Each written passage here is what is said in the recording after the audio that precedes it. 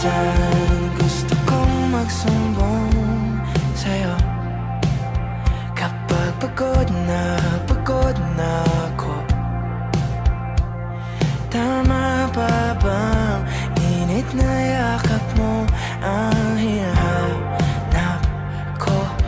Minsan gusto kong tumawag sa'yo para lang marinig ko ang boses mo. Mali na ba kapag nakangiti ako?